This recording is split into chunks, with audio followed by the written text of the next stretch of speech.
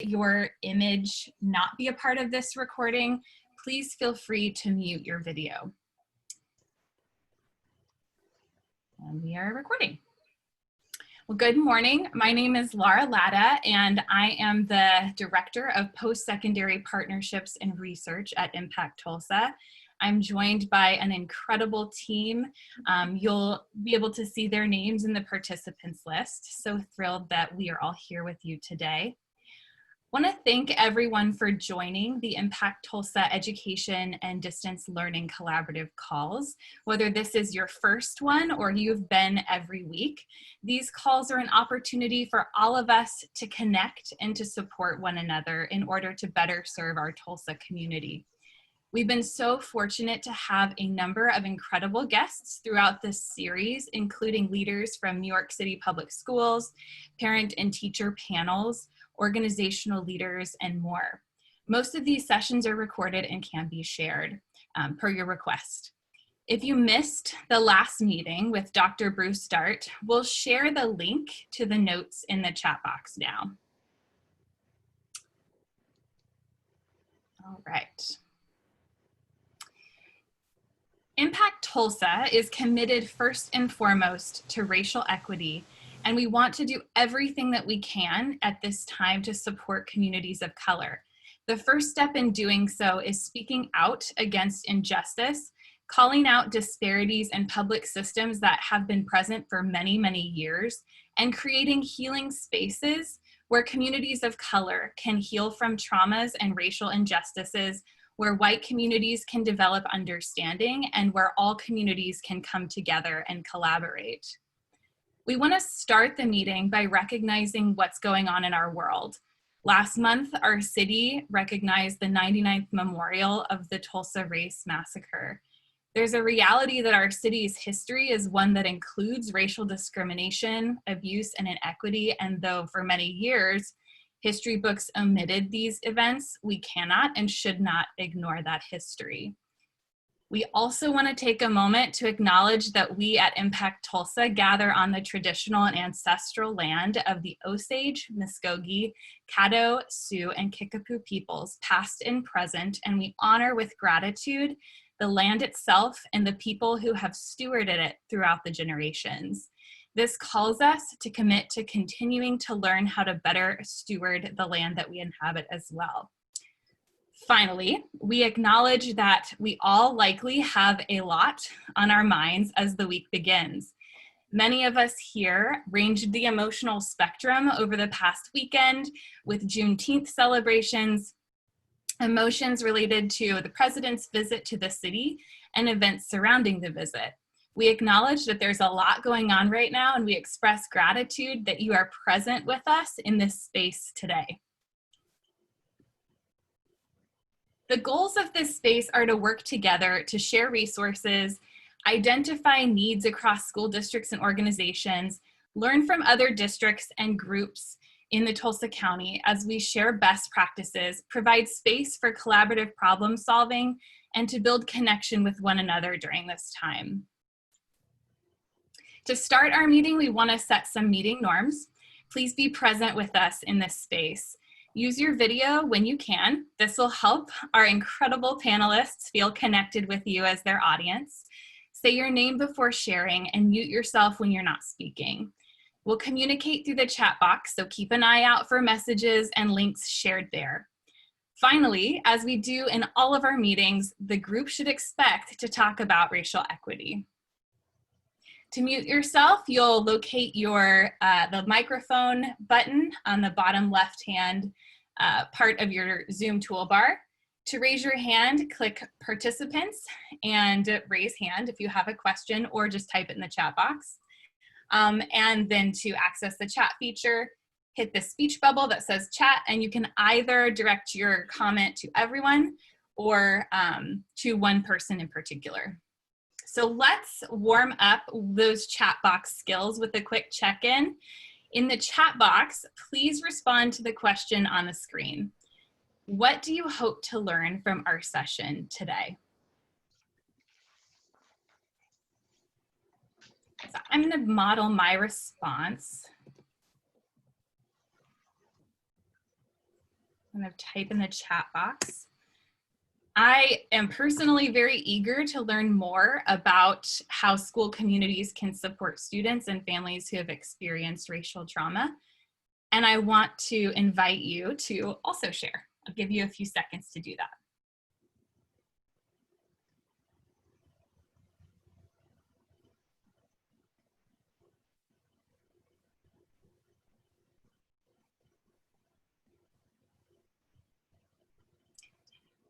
There are themes emerging: advocacy for students, understanding the realities of racial inequity with children, implementing cultural sensitivity, developing skills and understanding to serve all students, learning resources to connect with families in my school, be a better connector, how schools are addressing racial justice and equity at the school and district level, facilitating conversations with students on the impact of racial injustice, for white teachers to understand their importance in destroying racism,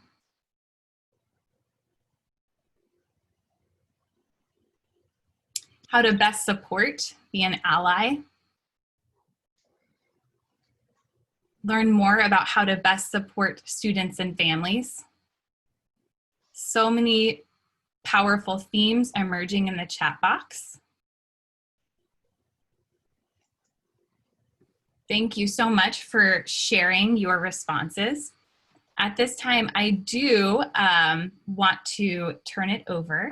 Sorry, I stopped sharing too quickly. I want to turn it over to our Executive Director, Carlisha Williams-Bradley. Thanks, Laura.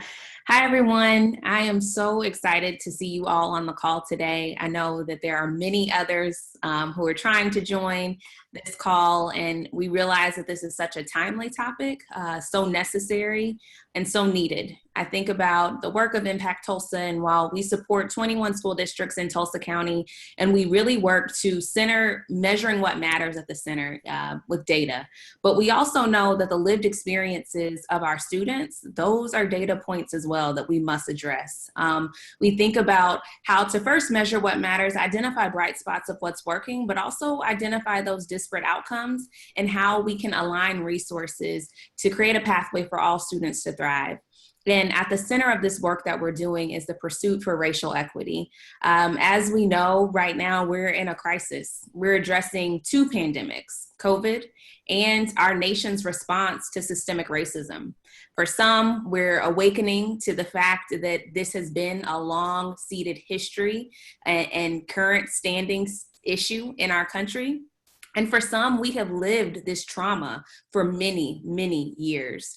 And so as educators are entering into the classroom in August, we are working as conveners and facilitators to bring together the experts to provide resources and information to our partners. At ImpactTulsa, we really take the role seriously of being able to bring the community together and provide you with access to those who know the information best. And so I'm excited about this panel of incredible leaders that we have gathered for you today.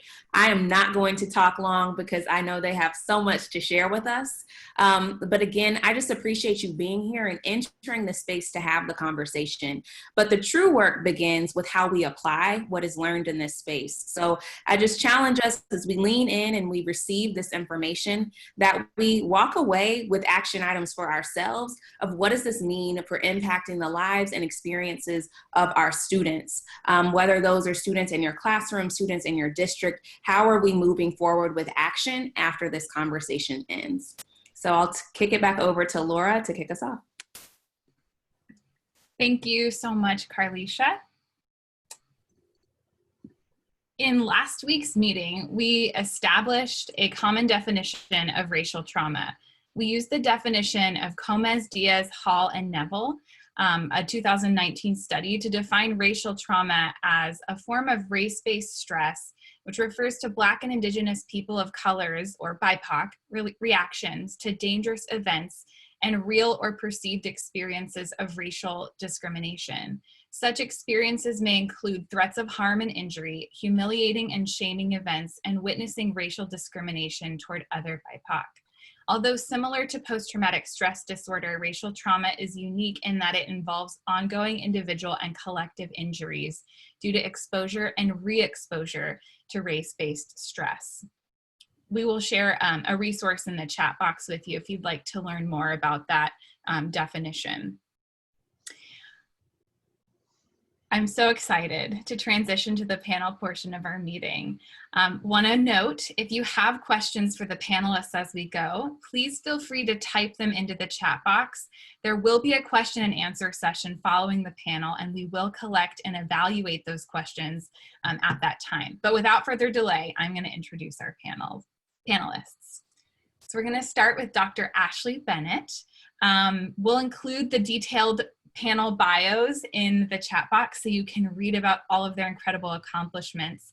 But Dr. Bennett earned her bachelor's degree in African American Studies from the University of Oklahoma, then transitioned to work in secondary and post-secondary. She served as a college counselor at a private high school for 5 years before transitioning to her current role as the director of college counseling at KIPP Sunnyside High School. Dr. Bennett earned her doctorate in ethical leadership from the University of St. Thomas in 2020. We're also joined by Ramona Curtis, Director for Diversity Outreach Programs at Tulsa Community College. Ms. Curtis oversees programs that bridge the equity gap in access to higher education. She's won numerous awards for her tireless work to promote equity.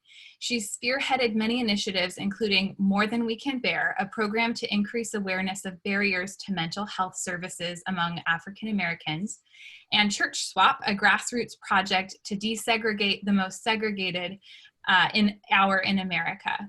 Ms. Curtis is currently a doctoral student at Prairie View A&M University studying educational leadership. Valeria Benabdallah is the CEO and director and psychotherapist at VEMB Psychotherapy Services. Ms. Benabdallah is a doctoral candidate, earning her PhD at the University of Oklahoma, and is a diplomat in clinical social work. Ms. Benabdallah served as a policy statement panelist for NASW's Civil Liberties and Poverty and Economic Justice panels. Her chapter, Hip Hop in the Time of Trauma, will be featured in the forthcoming book, Hip Hop Dismantling the School to Prison Pipeline. And we are so thrilled to be joined with Denita White, Manager of Equity Content at Tulsa Public Schools.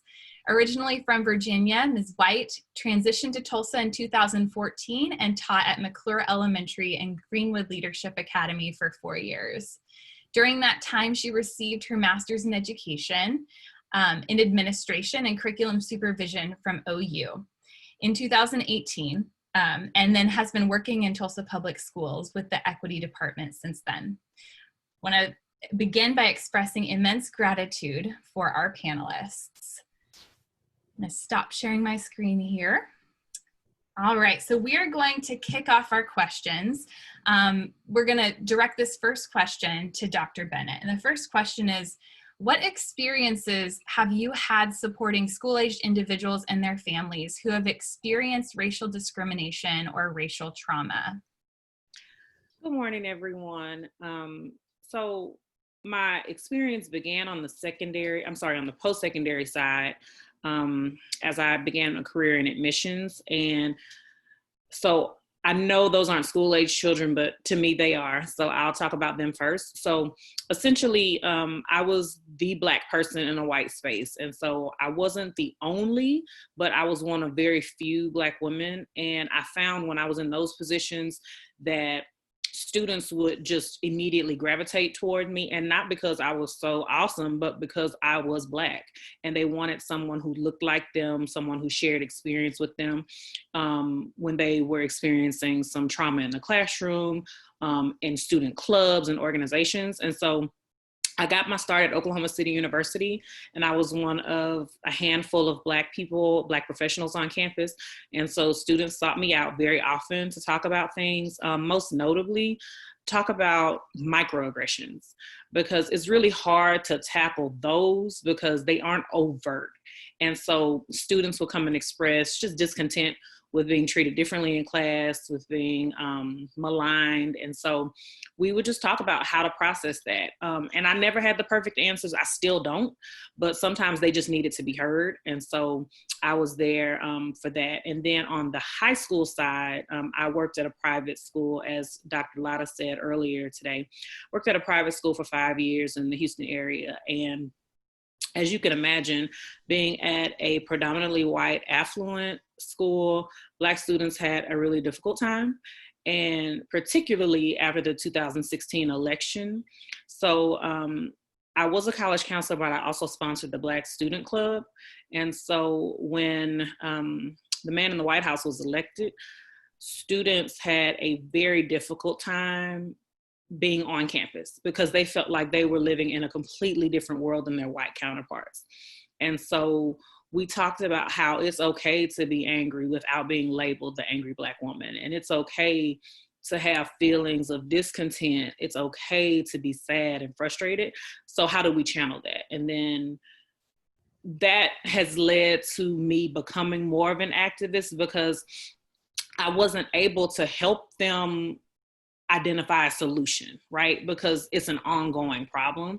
And so one thing that drove me was how passionate my students were about being the change and about making sure their counterparts knew their experiences as Black students. And so that has driven me to become more passionate about the work, and which is why I received my doctorate, because I really wanted to learn more about being a leader, being an ethical leader, being a person who's passionate about championing social justice. And so all of those experiences has led me to the point where I'm willing to be more vocal. I'm willing to put myself out there professionally to work for students who may not have the voice I do, because even though I am a double, triple minority, I still have privilege. I'm still an educated individual. I still have a voice. And so I'm going to use it to fight for those students. Thank you so much, Dr. Bennett. I want to open it up to any other panelists.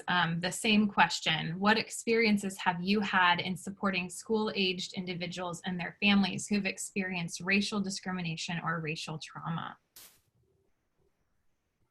I had an opportunity to work with young men in K-12. Actually, they were fourth graders, and this has been several years ago. But one of the things that the teacher who asked me to come in and spend some time on Fridays in a group session with these young men,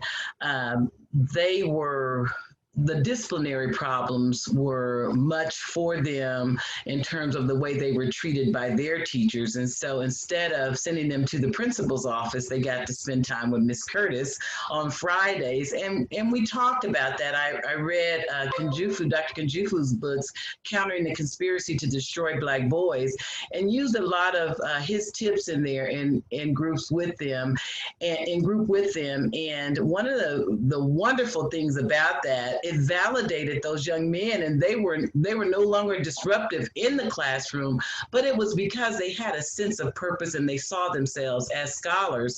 And that's so important for teachers to be able to look beyond that behavior that's happening. And there's something within that behavior. They're not seeing themselves in the classroom. And so to begin to work with those young men, and then when they would go back to their classrooms, there were some great, incredible turnarounds, but it was the sense of being validated and someone understanding them and the way that they went about learning.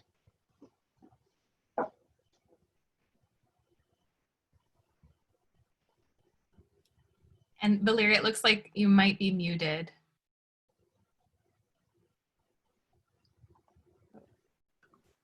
Great. Good morning, everyone. So I'm Valeria Benabdallah. I'm a therapist. I've been a therapist for some time, and I started off in San Francisco, California. And I have worked closely throughout my career with the school system. So I have a lot of experience that I can speak about. but I'm cognizant of time. One of the most recent experiences that allowed me to be a therapist, but also transition into the doctorate program was with a child I worked with, kindergartner, African-American boy, that was really having difficulty in the school system, in the classroom. And so the school's response was to call the mother each time this child was having some difficulty, some meltdowns. And so they had sent the child to the principal's office, they had set him underneath the desk, they had done a number of inappropriate things to contain this child. And so I received a request at 7 a.m. in the morning to give a mental health report to the school so this child could attend class for the day. And this school practiced a strict zero tolerance policy. The school, however, failed to recognize that what appeared to be pre-criminal acting out behaviors were actually signs of grief. This child's brother had been murdered in the summer, not gang related, was at a party like a 19-year-old would be, and was protecting someone and jumped in front of the bullet, protecting a girl, jumped in front and was killed. And this child was grieving over his brother. So this was a manifestation of grief and complicated by external issues with external racism. And so I worked with the school, and the child eventually did transfer and worked with that new school and around, issues of grief. How is this manifested? And so there were a number of things that we did. So that's just one snippet of working with the school and working with families that have experienced trauma, racialized trauma. Thank you so much. And Denita, actually the next question is for you, and would love for you to expand on your experiences as well. Segueing into the next question, which is how can teachers, school staff, and school leaders best support students who have or are experiencing racial discrimination or racial trauma? Thank you, Laura. And I just want to say I'm so honored to be on this panel with these amazing women. As I was listening to them answer the first question, I was like, I echo that experience, I echo that experience, I echo that experience, and it didn't feel like I was gonna be able to add anything more robust than what's already been said. So it's great to transition into the next question. So as I think about what teachers, schools, school leaders need to do to support our students, I want to start by underlining a base, one thing. If you take away one thing from me as I talk this entire time, it will be this: your Black and brown students and families don't need to be saved, right? Our Black and brown students and families don't need to be saved. We are not superheroes. This is not the movie Freedom Riders or Dead Poet Society. The issue here is resources, and it always has been resources, and the way that institutionalized racism and systemic oppression has funneled resources away from communities. So if you can understand one thing from me, is that Black and brown students don't need to be saved, and that in fact, we need you to be what we call co-conspirators, which is different from being an ally or a savior, right? We're asking you, or we need you to work alongside your Black, Indigenous, brown, community leaders and families to aid in their own liberation and their own healing. So with that, I will leave you with 3 things that you can do, which is notice, name, and disrupt. So in order to be able to notice, you must listen to what your community says it needs and wants from you. And at the same time, I want to make sure you understand that I'm not saying that people of color are responsible for your education. There are so many books, and I can drop a ton and I will hand them off to Laura. There are so many books that can support you in your own learning. But in order to be able to notice when racial discrimination and racial trauma is happening, you have to listen to the community and what their wants and needs and their experiences are. Second, name. Please don't be afraid to name a thing a thing. It is really hearing to hear that racism is racism. Microaggressions are microaggressions. Racial discrimination is racial discrimination. I heard someone talking earlier about like zero tolerance policies and least restrictive environments for our Black and brown boys and all of that. That's coded language for racism and oppression. We all know that. So we have to take the opportunity to name a thing a thing. So to be able to notice, name, and then disrupt. So whether you're a system leader, a classroom teacher, a district office personnel, it is really important that you're able to disrupt and make changes so that our students don't continue to experience the same things over and over and over.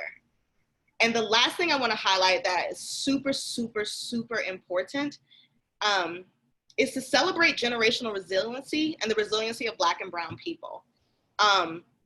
We have to normalize Black joy and brown joy. It is true, like, yes, Black and brown people experience racial trauma, racial discrimination, all of that at an alarming rate, and yet Black and brown people are really resilient. And it's really, really, really important for us to highlight that. Resiliency has been demonstrated time and time again. Do your research if you don't know. So I want to normalize talking about Black and brown resilience and Black and brown joy. And I would be so happy to chat with anybody about that offline because it deserves more time than what we have right now. But I did just want to stamp that for everyone to normalize Black and brown joy and normalize Black and brown resiliency. Thank you so much. Any other comments that you'd like to add about how teachers, school staff, and school leaders can best support students who are experiencing racial discrimination or trauma? I would just like to add, believe our stories. Believe students when they tell you what they're experiencing, instead of trying to explain away, instead of trying to deflect, or instead of becoming defensive, because that's something that we are all guilty of, right? So I would just really remind us that oftentimes it's not our job to fix anything. Students want to be heard. They want to know that their experiences matter and they want to be validated. And so it's really important that we take the time out to do that.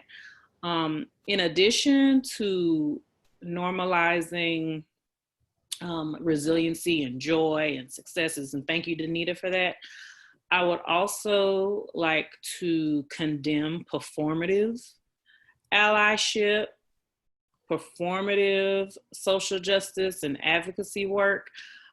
This thing needs to happen consistently, daily. It doesn't have to be on social media. It doesn't have to go viral. It doesn't have to be celebrated in order for it to be effective. Thank you. Oh, sorry.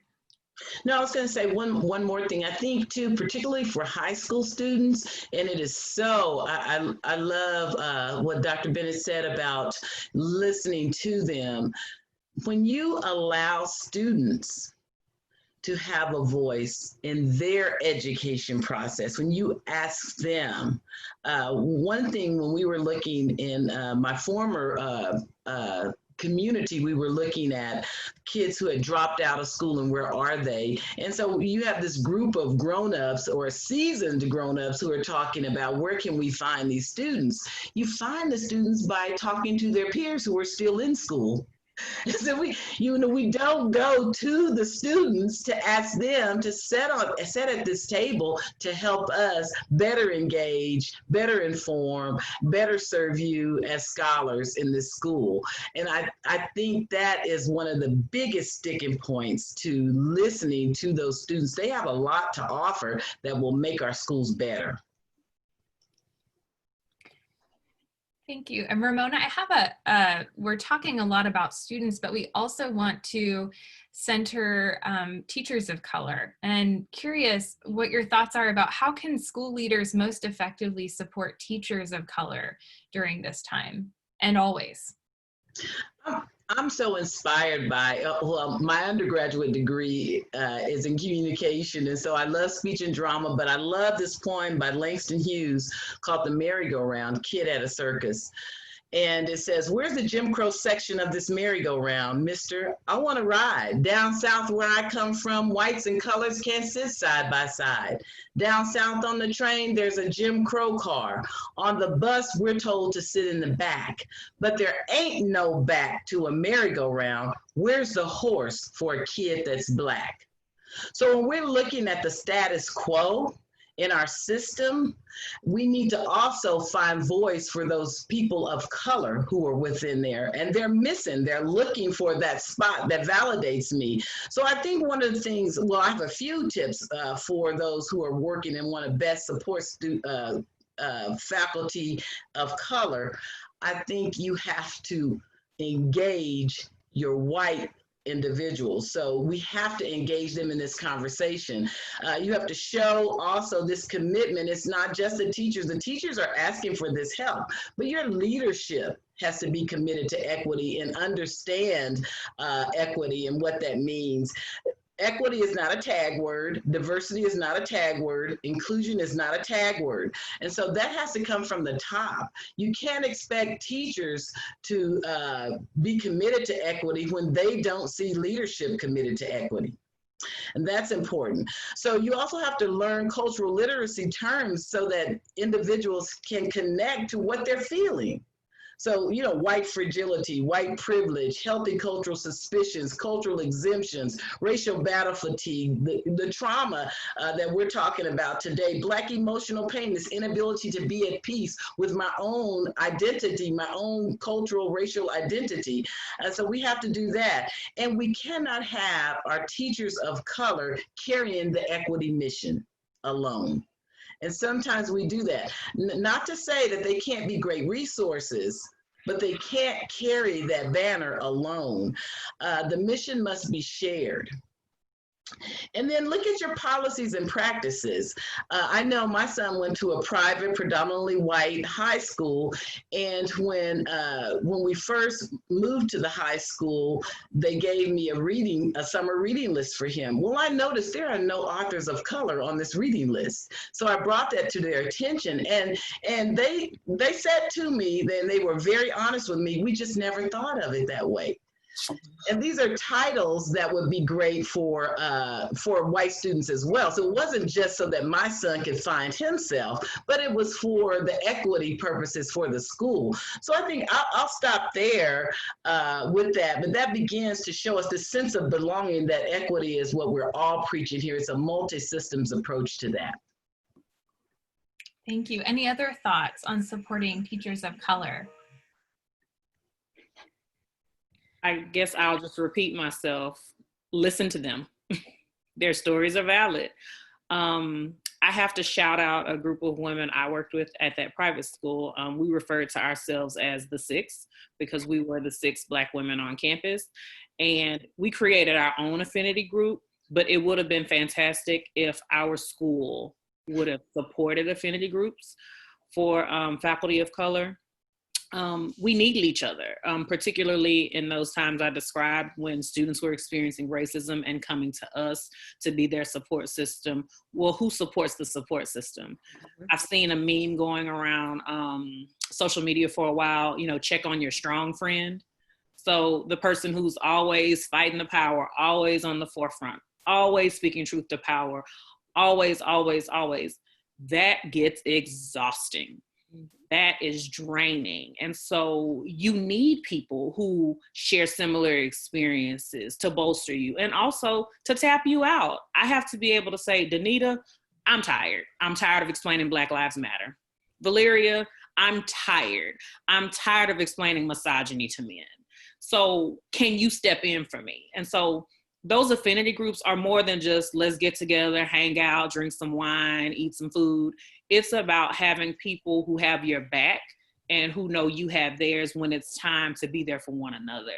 I think oftentimes teachers of color leave a lot on the table, a lot is unsaid, and they don't show up to work as their full selves because they don't believe they can. It's not safe to do so. And when you have to mute a huge part of yourself just to exist, it weighs on you. And so I would just caution administrators, I would caution white and white passing, let's be clear about that, white and white passing professionals to honor folks of color and their space that they need, and not take it personally when you aren't included. Okay, you don't have to be included in everything in order to show your support. Sometimes your support is silent. Sometimes your support is saying, you know what, you need this space, I'm not a part of that, be well. So I would just say affinity groups have been huge for me, and I know they're huge for my students as well. I want to piggyback on what Dr. Bennett is saying, and that is so important.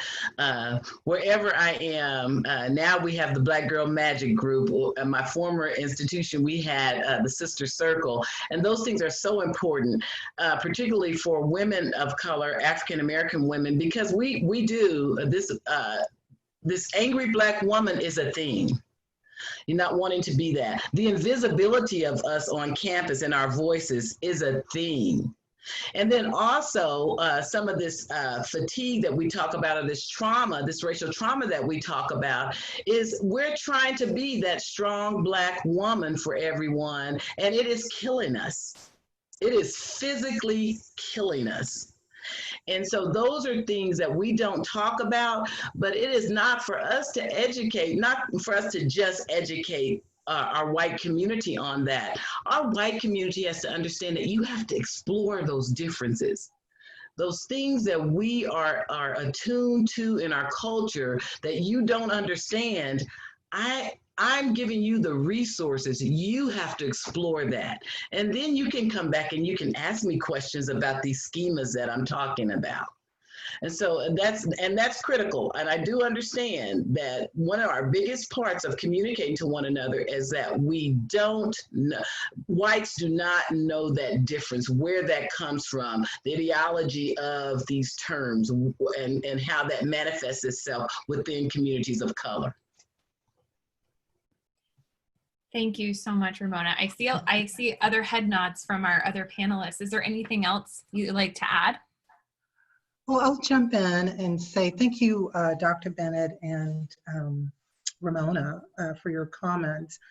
And as far as invisibility, I was looking through the resource that was put on your website, and it was by the National Child Traumatic Stress Network. And it's a resource for educators addressing race and trauma in the classroom. And I found it disheartening that nowhere in the literature it mentioned white people. It only mentioned BIPOC, Black, Indigenous, and people of color. And so it was something happening to them that making them respond, but the responsibility was taken away from white people. So there was no need for it would allow white people to stay complicit in not doing anything. So for instance, if we're looking at just a simple sentence, right? The boy hit the girl and she screamed. So take out the subject, the boy, and take out what he did, hit. And all you have is the girl screaming. And so we're just focusing on the girl screaming or something happening to Black and brown people, right? That slavery happened as if they were sitting around waiting for something to happen to them. There's no responsibility when you take white people out of the equation. And we have to reinsert white people to reimagine this new community that we're in. And some of the younger white and non-Black people of color are really stepping up in the forefront in these, in these protests And kudos for them. And so the younger people are really leading this inclusive idea, this inclusive movement, and where the direction where we should be going in. I have a follow-up for you, Valeria. We've talked about students and teachers, but there are very likely counselors on this call interested in knowing what resources are out there for school counselors or even support staff seeking information on becoming more culturally competent. Mm-hmm. So that's a huge one for me. And it's interesting because I don't like to give specific lists because it requires you doing the work, right? You assess where you are in not knowing. And so I can say generally you can go to your boards, your respective boards, like the National Association of Social Workers, the American Counseling Association, American Association, Psychological Association, and they have online journals, they have resources there. I would also point you in the direction of Boston College's Institution for the Study and Promotion of Race and Culture under the directorship of Dr. Janet Helens, and they do a lot of work around cultural sensitivity, implicit bias, racism, the effects of racism. Also, there's a racial recovery plan there to help you if you are affected, which we all are, by race. Then how do you recover from that? How do you heal from racism? And it's ongoing. And that's the huge thing. And one of the guests mentioned earlier about microaggression. Microaggression is those daily cuts, right? Just those little cuts to you that hurt you. And they're not big enough like racism to chop your arm out, but just little cuts that causes you to doubt yourself and doubt who you are and your place. And so we need to develop plans, recovery plans from microaggressions and racism. And white people also need to develop plans. It's not just Black people, because the perpetrators have some, or the aggressors, I'm sorry, have some things, that need to be worked out. And so you have to do your own work before you show up to the table. But it's necessary to show up to the table. If I could add, there are 3 people I want you to follow, write down, whatever. Number 1 being Sean Jenwright. He is an advocate for moving from trauma-informed practices to healing-centered engagement, which connects to my first point of like Black and brown students don't need to be saved, right? They have it in themselves to heal themselves. We just have to make sure that we're leading from an asset-based mindset. The other person is Jamila Lescott. She has TED Talks, podcasts, books, all of that. Amazing person to follow. And the other person is Dr. Bettina Love. If I talk to anybody about race, power, and privilege, I always talk about Dr. Bettina Love. I am obsessed with Dr. Bettina Love. She has books, podcasts, articles, same thing about abolitionist teaching and how we need to transform our teaching in service of our Black and brown students. Thank you so much. And for those in the chat box, we will be sharing resources mentioned in this session in a follow-up email to those of you who are present in the meeting. The next question is to both Dr. Bennett and Denita. So Denita, you may have shared some of these already, but what are some resources to culturally responsive instruction that you have found to be most helpful? And then how do we know, what are the indicators that classrooms and teachers are being culturally responsive? Dr. Bennett, do you want to go first or? Yeah, sure. So I just put a link in the chat. Brown University, they have a good resource on culturally responsive teaching that I think, again, it's not comprehensive, but I think it's a really good start for someone trying to establish their practice. So here's the thing, we all know we've been taught whitewashed history. We all know that we don't learn Black history nearly as much as we should. And so how do we embrace that, embrace our past, and also move forward and affirm students' identities? And I think Brown captures it well. And so I'll just read verbatim some of the characteristics of culturally responsive teaching, according to Brown. Positive perspectives on parents and families. So essentially talking with students about their home life, their families, because we know now that family is more than mom, dad, 2 kids, and maybe a dog now. And so how do we affirm students and their view of family? Communication of high expectations. Just because you're Black, brown, gay, or whatever, it doesn't mean I get to say, oh, great job because you did this one thing really well. No, you still have high expectations, even though you're in this culturally responsive setting. Also learning within the context of culture. So my favorite example to give here is, we still celebrate Columbus Day for whatever reason, whiteness. But every year on Columbus Day, I see a meme. I get most of my education from memes, y'all. Every year on Columbus Day, I see a meme circulate that says the only Christopher I acknowledge is Wallace. And so for those who don't know, that's Biggie, Big Papa. So how do we still acknowledge what happened with Christopher Columbus, but tell the truth and tell it through the lens of the oppressed versus the whitewashed version? And so that lends itself to being centered within the context of culture. And then student-centered instruction. So the teacher in the culturally responsive classroom is a facilitator. They're not the expert. Students lend to the discussion just as much as the teacher. Culturally mediated instruction. So essentially, you allow the students to share their stories, but also you step in where need be. And then reshaping the curriculum, and this is huge.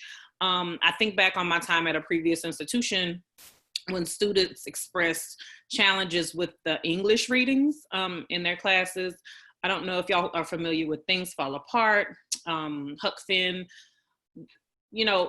several literary works that are considered must-reads in our typical English classroom can be offensive. There are a lot of N-words, Black folks starting out as slaves, not taking into account our history before.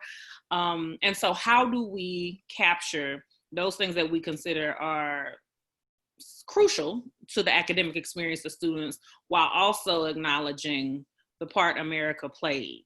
And so, I would say Brown is the best place I have seen capture those things, but again, not comprehensive. And I know that there are other resources out there that are just as good.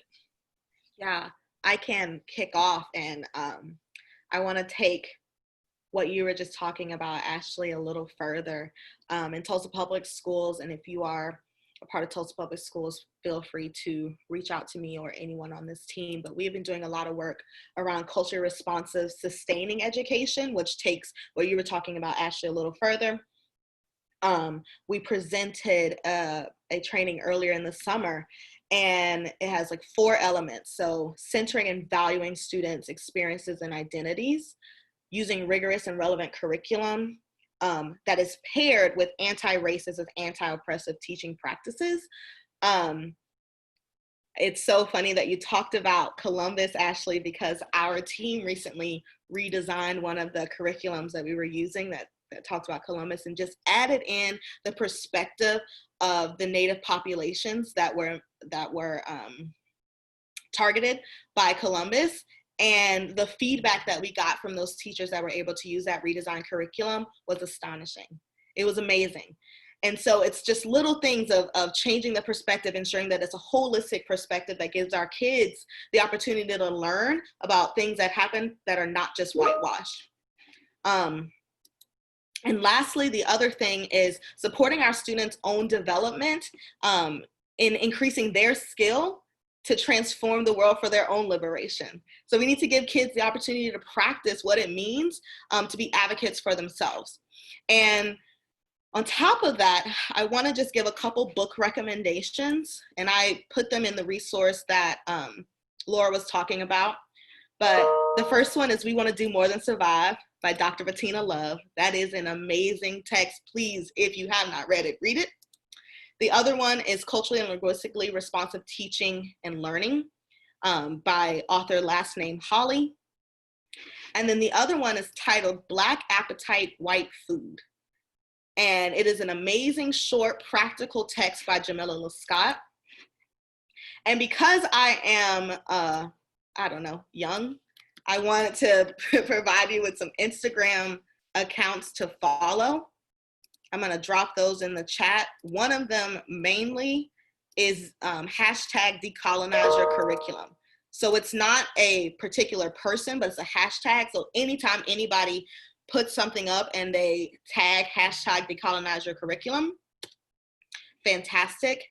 And then lastly, if you have the opportunity, there was a webinar that happened titled Repurposing Your Pedagogy. And again, I told you I was obsessed with Dr. Bettina Love, but she was on the panel. And that was one of the best webinars I have attended this entire year. And it is free online on YouTube right now. Go watch it if you get a chance. It has a ton of knowledge. I was like snapping as I was watching. I wish somebody could see me, but they could not. So yeah, those things. Can I add one more thing, Dr. Latta? Absolutely. I keep saying this, but also listen to students here as well, because it would be a great idea if you could form a focus group of students and run things by them. Like, hey, the English department has been thinking about this list of books for next year. What do you think?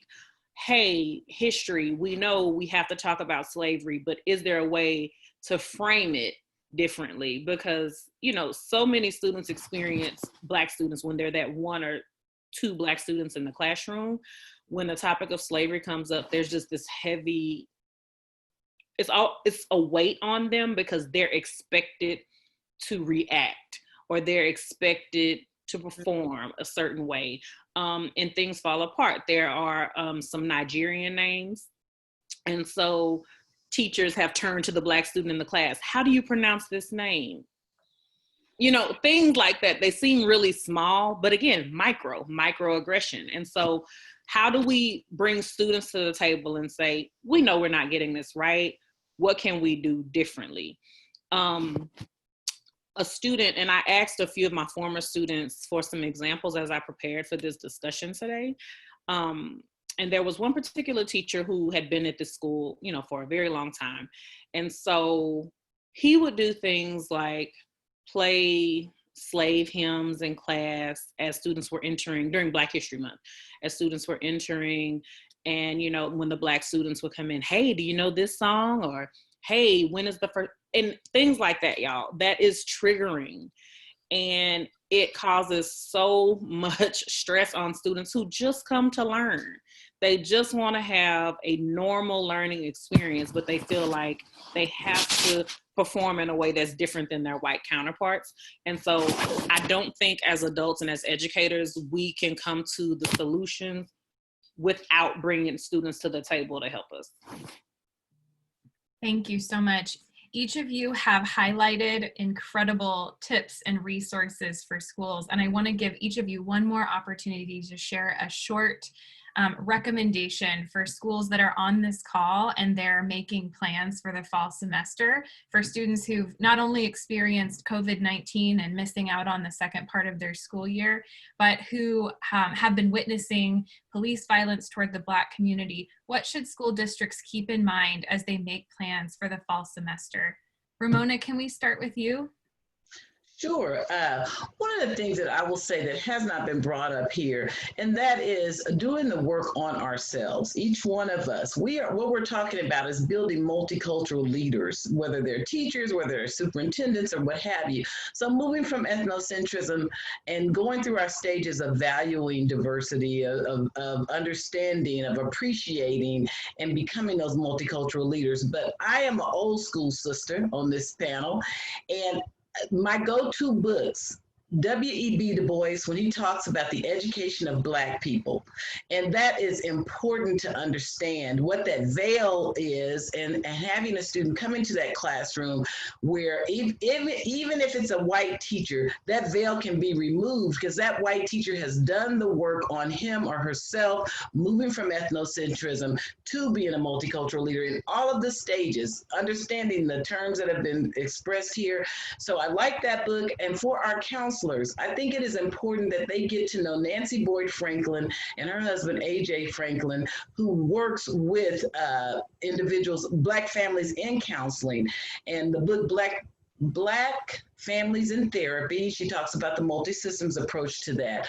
We have not talked about a healthy racial identity, and that's for any student in the classroom. You want them to have that healthy racial identity. And so Dr. Tatum's book, Why Are All the Black Kids Sitting Together in the Cafeteria? And she's in her second edition now. Black Families in Therapy is in its second edition. A.J. Franklin's book, From Brotherhood to Manhood, because we really need to have our focus on our Black and brown boys, and he gives that input. So I think we have to look at ourselves, and then we have to talk about creating this multi-system space where the veils can come off on our students of color, whatever barriers there are, language barriers or what have you. That has to be at the forefront of us talking about equity. And then studying allyship. You can't just be nice and white. You're going to have to really understand that there are systemic pieces to the reason we are where we are with race and inequities in race. So it's not enough to be a savior. It's not enough to say slavery was a long time ago. You have to be a social justice advocate, understanding that the way we heal from this, the way we move past this, is that we all come together, and you're going to have to do the work on yourself. I think racism is a problem. I think whiteness is a challenge, and we have got to break that code. I'll leave it there. Thank you so much. I piggyback off of what Ramona just said. Just hearing you talk, one thing I want to stamp, I know I said it was only going to be one thing you take away from me, but there's two. The other thing is being Black and brown is not traumatic in itself. Being Black, there's nothing harmful about that. There's nothing wrong with being Black and brown in our society. The problem is our society, and having to operate in a racist system, to operate in a space that is anti-Black, that is anti-brown, like that is what's traumatic. And so it requires white people in particular to tirelessly work to change these experiences that our Black and brown students and families are experiencing. And one way, I love that you pointed out, by doing the work, that's the thing I want to leave you with. Like, you just have to do it. You constantly have to do it and engage in this type of conversation. Brene Brown, I was listening to her talk, and one thing she mantras to herself as she's getting ready to engage in conversations around race, power, and privilege is, do I want to get it right or be right? Do I want to get it right by being a better human for humans, or do I want to be right? And if you take the stance that you want to get it right and be a better human for humans, then you're going to have no problem. That gives you the freedom to just do it, to just dive in, to change the way that you're showing up in front of your students in the classroom, to change the way that you're operating in your buildings, to change the way that you're showing up in your family's living room or at your family's dining room table at Thanksgiving when somebody says something racist. It gives you the power to make changes as you're entering in the voting polls or absentee ballots in service of Black and brown families and communities. So just mantra to yourself, do you want to get it right or do you want to be right? Do you want to be a better human for humans? Thank you. We are at time, but if you're able to stay, I want to give Valeria and Dr. Bennett the opportunity to share some closing thoughts as well. So I'll jump in, and I'm just going to reiterate what I stated earlier, and probably some of what most of the panelists are saying, and that's to reinsert white people. In that example that I gave where the boy was missing who hit, like, we need to have those discussions, not just focus on people of color. White people need to have these discussions. And frankly, I was a little disheartened that we didn't have more white people on the panel so we could have this dialogue. And we know that there are nuances, right? That we all have a different way, people of color, of viewing what the problem is and how to go about that, but that's okay. You know, that's what family is about, hashing those things out. And so if we can create a space for dialogue, that would really be helpful. One of the things that I'm looking at in my current study is how preschool teachers, their relationship with children of color, particularly Black boys, and how that affects, there are factors that affect their assessment of problematic behaviors. So that's in the work. If there are preschool teachers that would like to be a part of the study, you know, send me some information and I'll reach out to you. But so it's not that we need to be cognizant of that they don't go from little kids or infants and jump up to men, right? And even our language, I would like to stress the language, how we couch children in language, like individuals. No, they're not 6-year-old individuals, they're boys or girls, they are children. So it changes the face of things. And so we need to be cognizant of language. Language couches everything. And Dr. Alicia Lieberman did some work in San Francisco. Her study focused on an elementary school. And it was a school that was having severe problems and racial problems in low performing. And she went in and helped them with language, how they even look at the children and their families, this funds of knowledge that all children contain, right?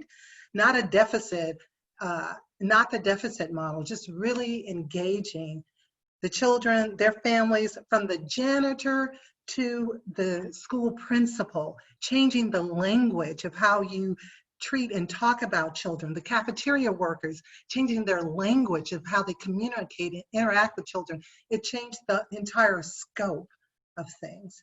So language is important. Reinsert white people, continue these dialogues. Dr. Included Bennett. with non-Black folks. Like, there's a whole spectrum, and I know that we dichotomize things and make it black and white, but it is not black and white, and there are people and immigrant people, and it's a short time to say things, but I just wanted to put that in there, that there are more people on this spectrum that we should be aware of that have significant input in this. Dr. Bennett, do you have any parting thoughts? As a matter of fact, I do. I would like to say that I'm okay with no white women or men being on this panel today, because I do believe that there is power in the listening. Oftentimes, white voices are centered even in these conversations. And so I think it's powerful that there are so many white people on the call, mics muted, just listening. So I just wanted to say that. So my parting thoughts are for white people, actually. So I would just say humility is really important in this work. You will not get it right every time. You will get called to the carpet, and you have to be okay with that. No one gets it right 100% of the time. I'm a Black woman. I do not speak for 100% of Black women. So I will say some things that Black women disagree with, because we are not monolithic. I have to be okay with being challenged. The same is the case for you. You have to be okay with being pushed past your comfort zone. You have to be okay with being wrong. You have to be okay with being called out when you're wrong. I would also say, It's really important in these conversations to get real. Look at your administration. Does it represent the community you serve? Do the people at the decision-making table represent the students you serve? If you are in a predominantly Black and brown school district and your school board, your school leaders are majority white, that too is racism, y'all. That is racism. And so you have to confront that. You have to address that. You have to look at yourself and say, how am I playing a part? Because I think we all get really confused by a definition of racism that is overt, meaning I use the N-word. I am okay with putting kids in cages. I support all of these things, right?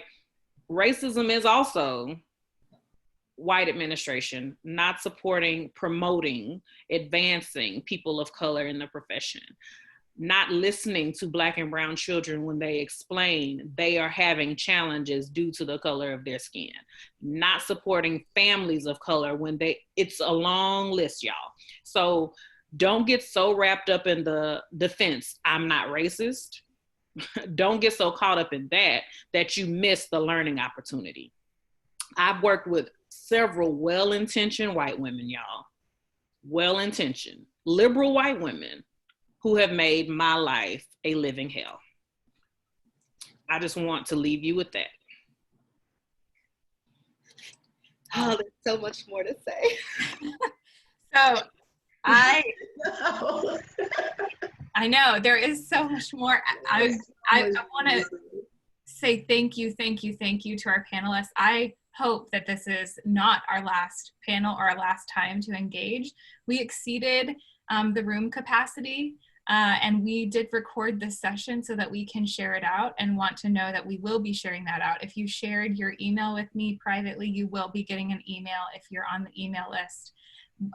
Again, we are so grateful to our panel. Thank you. Thank you so much, Dr. Ashley Bennett, Ramona Curtis, Valeria Benabdallah, Denita White. We are so grateful for your time. And I'm saving the chat so that we can share out resources. There are so many incredible resources mentioned. And I just have one tiny thing left. Want to share about this event coming up from Women Empowering Nations. I hope you can see the right screen here. Maybe. Can you see my screen? Let's see. Yes. Okay, great. Women Empowering Nations. So I will put I'm so sorry, the link in the chat box. This is an event happening on June 27th. Carlisha, do you want to say anything?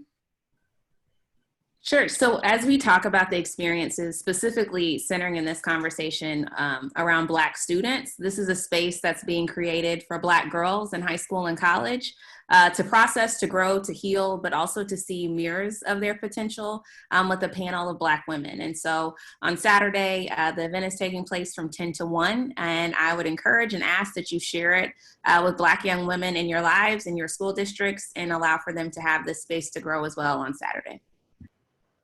Thank you so much. And with that, I put the link to Women Empowering Nations. And there's also our Facebook, if you'd like to share any upcoming events. We have quite a few. But we will be in touch with everyone who attended this meeting. There was a survey link posted in the chat box for upcoming meetings. Thank you to everyone who attended and who stayed the extra 10 minutes. We're very, very grateful. And with that, we'll close up. I'll stay for extra questions.